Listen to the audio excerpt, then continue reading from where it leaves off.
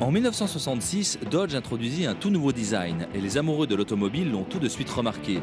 La Dodge Charger fut une révolution dans le dessin des voitures des années 60 et les ingénieurs qui l'ont conçue ont osé faire ce que peu d'ingénieurs avaient osé faire auparavant, surtout en ce qui concerne les muscle cars. Cette voiture allait offrir à la fois performance et grand luxe. Avant l'apparition de la Charger, les sportifs Dodge étaient assez quelconques. Si elles étaient très rapides grâce à un impressionnant déploiement de moteurs toujours plus puissants, leur ligne quant à elles n'avait rien de bien affriolant.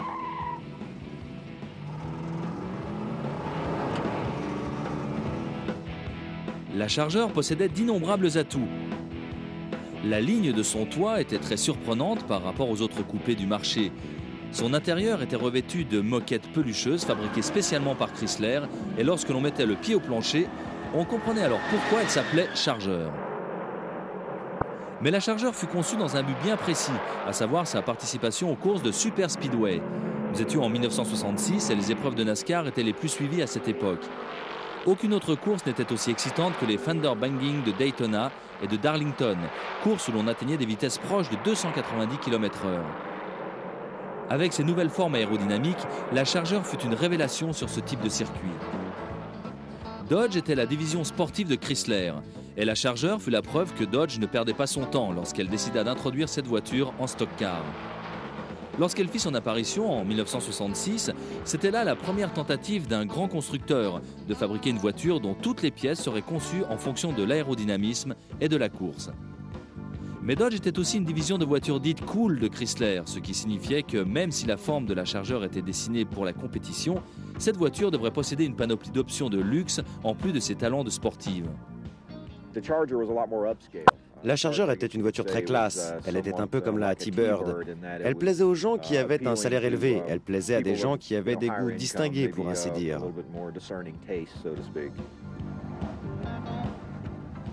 La Charger était plus imposante que la plupart des muscle cars, ce qui était à la fois une qualité et un défaut. Le gabarit, c'est agréable lorsqu'il s'agit de confort et de luxe, mais ça l'est un peu moins lorsqu'il s'agit de prix. Mais Dodge n'avait pas l'intention de fabriquer une muscle car pour mauviette. Ils ont résolu le problème de rapport poids-puissance en rajoutant tout simplement plus de puissance. Grâce à son gabarit, tous les remarquables moteurs que Dodge comptait dans son arsenal s'adaptèrent à merveille dans le compartiment moteur de la Charger. La mécanique de base de la Charger n'était pas très puissante, mais il y avait beaucoup de place sous le capot pour installer le moteur phare à l'époque, l'EMI 426. Si l'on choisissait d'installer ce bloc moteur, la Charger pouvait devenir une voiture multifonction, que l'on pouvait alors utiliser soit pour parader tranquillement dans les rues, soit pour pousser une petite pointe de vitesse. C'était vraiment une voiture qui pouvait tout faire, quel que soit l'endroit où elle était garée, c'est-à-dire devant chez soi, près d'un country club ou encore sur un parking. Cette voiture impressionnait toujours par sa beauté. Elle devint ainsi la muscle car la plus aimée de toute l'Amérique.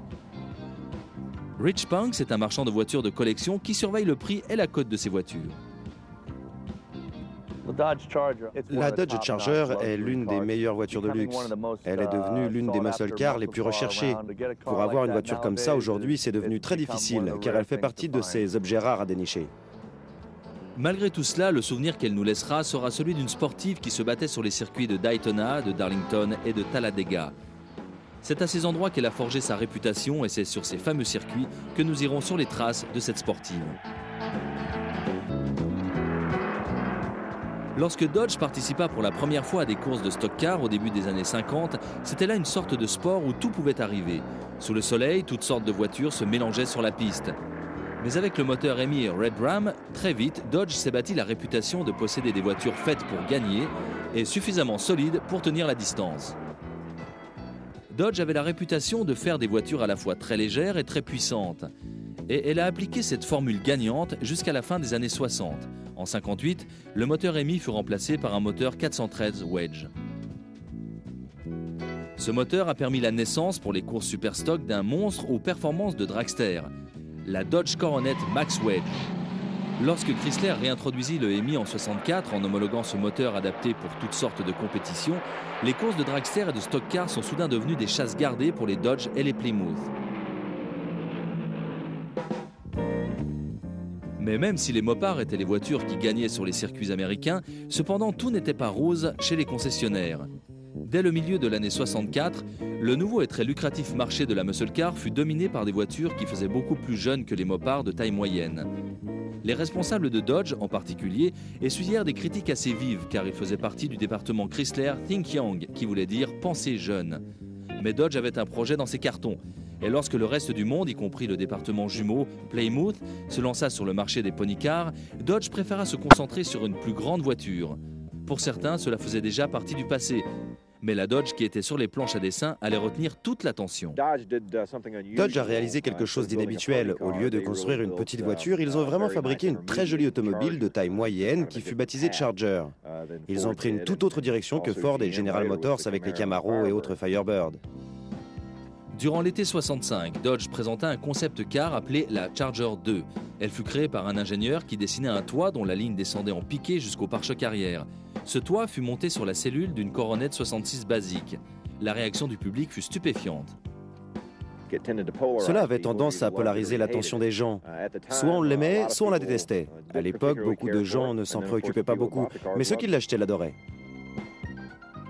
Vers la fin de l'année 65, la Charger devint réalité. Le style de la Charger 66 en fit la voiture la plus tendance qui soit. De la calandre étincelante avec ses phares escamotables, jusqu'au bandeau des feux arrière qui faisait toute la transversale avec écrit dessus Charger en lettres chromées, cette voiture ne pouvait qu'attirer votre attention. Même les flancs latéraux, tout simplement piratés sur la Coronet, semblaient sculptés spécialement pour cette voiture. Concernant le design, la particularité la plus saisissante de la Charger 66 était de loin son toit. C'était du pur haillon. Il partait du haut du pare-brise et descendait jusqu'au feu arrière. De plus, on y intégra une lunette arrière plate qui fit plus office de lucarne que d'une réelle lunette. Et si vous vous arrêtez de rêver devant la magnifique carrosserie de la Charger et que l'envie irrésistible de monter dedans vous prend, vous pénétrerez alors dans un intérieur dont la classe n'a pas son pareil. Mais cet intérieur vous donnera aussi le goût de la course. Les 4 sièges baquets et la console centrale occupant toute la longueur disponible dominent cet habitacle. Enfin, un tableau de bord mi-voiture de course, mi-vaisseau spatial donne la touche finale à cet ensemble luxueux. Parmi les traits uniques de l'intérieur de la Charger, il y avait les dossiers des sièges arrière qui pouvaient se rabattre. On pouvait alors charger beaucoup de bagages ou pourquoi pas caser ses amis dedans et partir regarder un film au drive-in. Dodge factura cette voiture comme un coupé sport de luxe et ils eurent parfaitement raison. La plupart des équipements de cette voiture étaient de série. Cela comprenait entre autres un volant en bois et une transmission automatique ou à 4 vitesses au plancher. Le moteur de base de la Charger 66 était le peu puissant 318, mais on pouvait en option choisir d'autres motorisations qui permettaient alors de bien meilleures performances. On optait donc soit pour un moteur 361 avec un carburateur double corps et d'une puissance de 265 chevaux, soit pour le couple 383 de 325 chevaux. Mais grâce à sa puissance rarement égalée, le 426 Hemi Street fut le moteur qui bâtit la réputation de la Charger. Le moteur Hemi pouvait transformer une pile de briques en une muscle car. Une fois installé dans la Charger, ce moteur a fait de cette nouvelle voiture la plus désirable de l'année 66. Plus de 37 000 Charger 66 ont été vendus cette saison-là. Mais l'avenir fut encore plus brillant pour leur nouvelle progéniture et cet avenir démarra sur les circuits de stock car.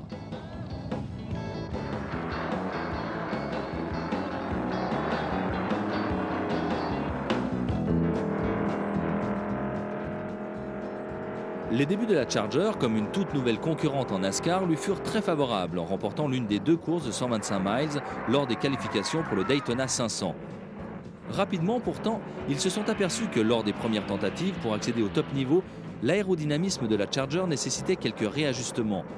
Même si le dessin du haillon était excellent afin de réduire la traînée, les longs flancs de la Charger la faisaient sous-virer à grande vitesse. NASCAR a finalement permis aux écuries faisant courir la Charger de monter un petit aileron sur le coffre, ce qui a permis de produire l'appui tant désiré. Ainsi, Sam McQuagg, au volant de sa Charger, remporta la victoire du Firecracker 400 à Daytona en juillet, et quand David Pearson gagna le championnat NASCAR 66 dans une Dodge Cotton Owens, il donna alors la victoire à la Charger pour sa première saison NASCAR. Pour l'année 67, Dodge réutilisa presque entièrement cette combinaison gagnante. La ligne si particulière et l'intérieur luxueux faisaient toujours partie intégrante de la voiture. Seuls quelques petits changements furent apportés. De nouvelles garnitures sont venues embellir l'intérieur et la longue console qui en faisait toute la longueur était désormais en option et non en série. Même si la Charger était destinée au marché de luxe, Dodge n'avait pas oublié de mettre de la puissance dans cette voiture. Et cette année-là, il y eut une autre motorisation disponible sur la liste des options, ce fut le moteur Magnum 440. Il fut le top en matière de puissance de la ligne des moteurs Max Wedge. Il débutait en propulsant les grosses berlines Chrysler. Il faisait 350 chevaux et son couple à bas régime était capable de vous fusiller une paire de pneus arrière en un rien de temps. Mais le nouveau Magnum était équipé de culasses aux soupapes nettement agrandies, d'un arbre à cames permettant une levée supérieure et d'un gros carburateur Carter AFB quadruple corps. Une ligne d'échappement particulièrement libre permettait au Magnum 440 de développer 375 chevaux à 4600 tours minute et de produire un couple de 66 mètres kg à 3200 tours minute.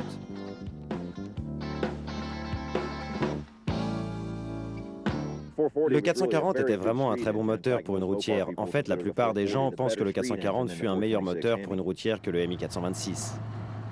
Le Magnum 440 a la capacité de produire un couple phénoménal à bas régime et son tarif, particulièrement bon marché, presque $300 moins cher que le MI, a fait de cette voiture la nouvelle star de la route.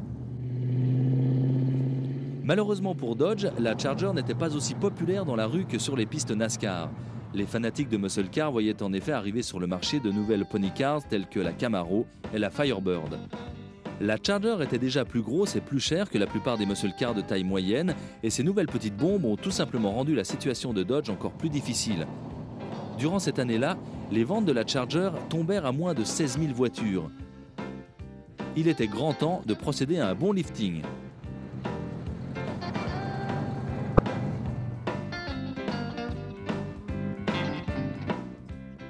La nouvelle Dodge, sortie en 68, fera vite oublier la première génération de la Charger. Si le dessin du premier modèle avait surpris, sa descendante n'était pas en reste. Au lieu d'une simple coronette avec haillons, le design de la Charger était bien particulier. Ses flancs s'effilaient de l'avant jusqu'à l'arrière et cette fois, le petit béquet était intégré au couvercle de malle. La voiture cachait toujours ses phares, mais lorsque l'on regardait la voiture de côté, la courbe de ses flancs nous rappelait alors celle d'une bouteille de coca. À la place d'une lunette arrière affleurante, la Charger en possédait une incrustée entre les panneaux de custode. On avait alors une meilleure visibilité arrière tout en gardant le style si particulier du haillon de la Charger. À l'intérieur, le style gosse de riche continuait avec un tout nouveau tableau de bord muni d'un compteur indiquant fièrement 240 km/h et un assortiment complet de jauges et indicateurs divers. Sous le capot, la gamme de moteurs mise à disposition de la clientèle restait identique et dans le tout nouveau modèle Charger RT, le moteur Magnum 440 et la transmission automatique TorqueFlite devenaient même des équipements de série. Les ventes de Charger ont immédiatement repris en 68 avec quelques 96 000 voitures vendues cette année-là. Enfin, la Charger était devenue l'une des muscle cars préférées des Américains. Mais pour ce qui était du style de carrosserie, les professionnels de la course avaient espéré mieux.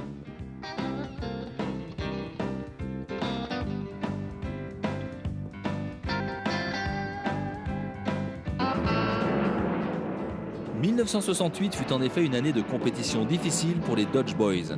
La calandre et la lunette arrière encastrée posaient de sérieux problèmes à la Charger sur les super speedway.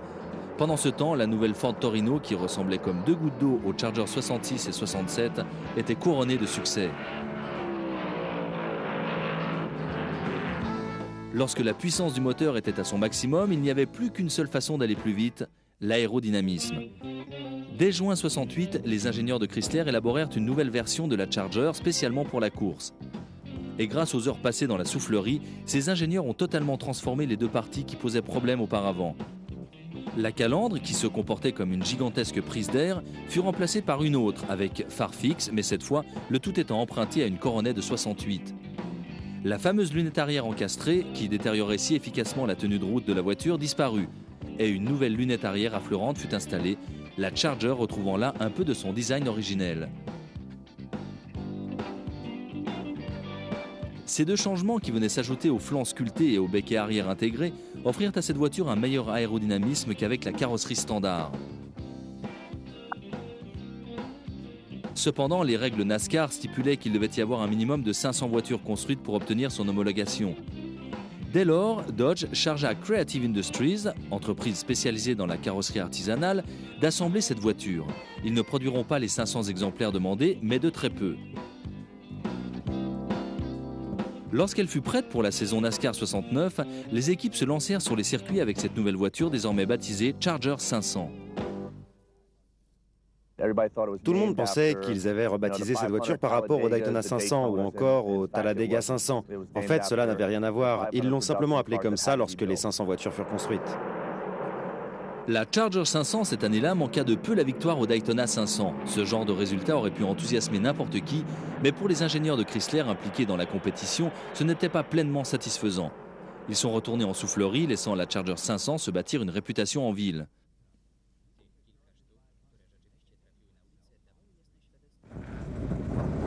Les quelques Charger 500 qui se retrouvèrent dans les rues de nos villes n'essayèrent même pas de dissimuler quoi que ce soit. Au début, le moteur de base fut le MI 426, mais il fut vite remplacé par le Magnum 440. Les emblèmes 500 étaient placés sur la calandre et à l'arrière de la voiture, bien sûr. Une large bande blanche venait entourer les flancs arrière de la voiture et incrusté dans cette dernière le chiffre 500. La Charger 500 était une superbe machine pour la route. Elle avait de la puissance à revendre et de surcroît, elle était très belle. Elle était différente de toutes les autres voitures, même de sa sœur, la Charger 69. Le seul problème, c'est qu'il n'y en avait que 500, voire même vraisemblablement moins. Résultat, très peu de gens ont pu voir une Charger 500 et encore moins en posséder une. La plupart des fans de la Charger en 69 devaient se contenter d'une Charger classique, comme la RT ou encore la très luxueuse Charger SE. Mais cela restait quand même de bons choix, non ?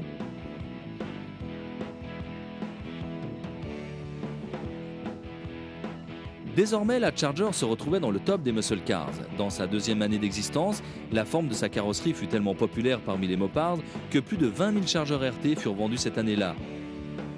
Malgré ses difficultés dans la compétition, elle était sur le point de devenir l'une des muscle cars les plus populaires de Chrysler.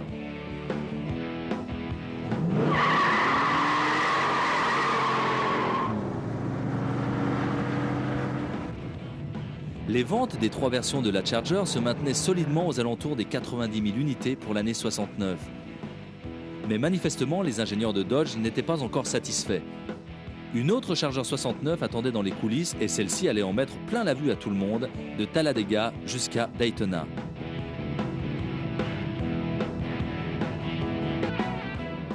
Après deux tentatives qui se révélèrent infructueuses afin de faire gagner la Charger 69, Dodge réussit à créer une jolie petite voiture de course. Mais malheureusement, toutes les semaines, elle se retrouvait à la traîne derrière la très rapide Ford Talladega. On pourrait penser qu'à ce stade, Dodge aurait abandonné tout espoir de revanche pour le reste de l'année, mais ce ne fut pas le cas, loin s'en faut. Dodge était déterminé à revenir au top dans les courses NASCAR. C'était maintenant le moment de devenir méchant, et ça, c'est méchant. Vers la fin 69, l'équipe chargée de l'aérodynamisme chez Dodge se ramena avec quelque chose de vraiment différent, la Daytona. Une grande partie du travail en soufflerie sur la Charger 500 fut incorporée à la Daytona. Mais contrairement à la 500, tous les changements furent radicaux. L'ancienne calandre plate fut réduite à l'essentiel. Alors que le becquet sur le coffre de la Charger 500 avait certes un peu aidé, l'aileron de la Daytona, quant à lui, avec ses 60 cm de haut, plaquait littéralement l'arrière de la voiture au sol. Cet aileron permettait par ailleurs de redresser la voiture lorsque celle-ci prenait un virage trop large. Lorsque les équipes Dodge arrivèrent sur le circuit de Talladega en septembre, la nouvelle Charger dotée de son aileron coupa le souffle à tout le monde.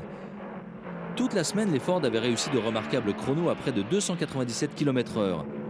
Mais lorsque Charlie Glotzbar fit un tour d'essai à plus de 320 km/h au volant de sa Daytona numéro 88, tout le monde comprit que la compétition venait de changer. Dodge a réellement largué une bombe dans le monde NASCAR avec la Charger Daytona 69 et ce modèle à aileron que tout le monde connaît. Cette voiture a été exclusivement conçue pour gagner sur les super speedways et elle a fait du super boulot. Une Charger Daytona pilotée par Richard Brickhouse gagna une course sur le circuit de Talladega et quelques semaines plus tard, la Daytona de Bobby Isaac remporta la course du Texas 500. Mais alors que la saison 69 touchait à sa fin, cette voiture n'avait pas pleinement tenu ses promesses. Les quelques courses auxquelles la Daytona a participé en 69 montrèrent en effet à tout le monde que l'aérodynamisme de cette voiture avait quelques années d'avance sur la technologie des pneumatiques. Dodge partit encore courir à Daytona en 70, mais cette fois-ci aux côtés d'une nouvelle concurrente à aileron de chez Plymouth, la Superbird. Cette année-là, avec une piste dont la surface fut modernisée et dotée de meilleurs pneus, la Charger démontra finalement sa supériorité que les ingénieurs de Chrysler tentaient d'obtenir depuis la première Charger 66. Le chemin fut bien long, mais quelle belle récompense!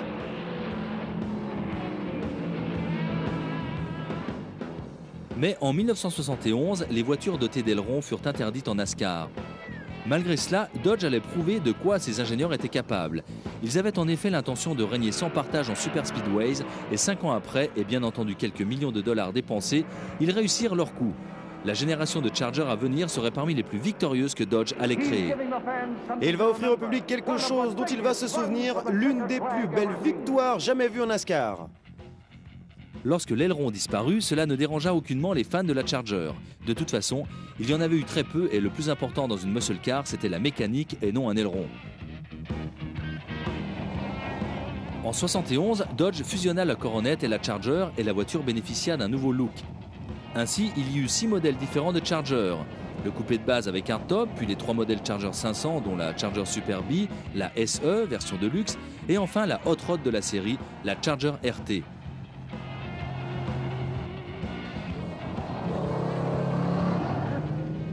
Même si les taux de compression avaient baissé, les chevaux Mopar étaient toujours bien en vie sous le capot.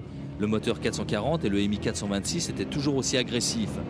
La Charger de 71 allait tout de même constituer la dernière ligne droite pour le MI.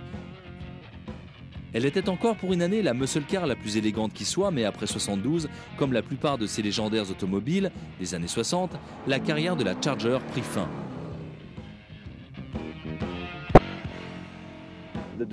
La fin de la Charger s'alignait en fait sur la fin des muscle cars en général.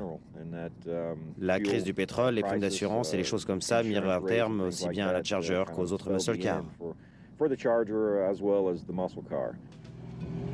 Il y eut cependant un post-scriptum à l'histoire de la Charger, avec celle qui est peut-être la plus populaire, ou du moins la plus connue de tous les temps, la General Lee.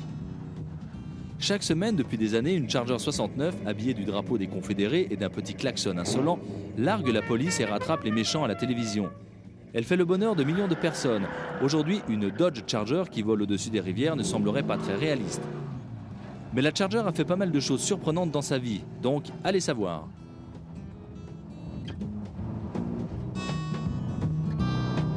Merci de votre attention et surtout n'oubliez pas, ne les envoyez pas à la casse, mais restaurez-les. A très bientôt sur AB Moteur pour un nouvel épisode de Muscle Car.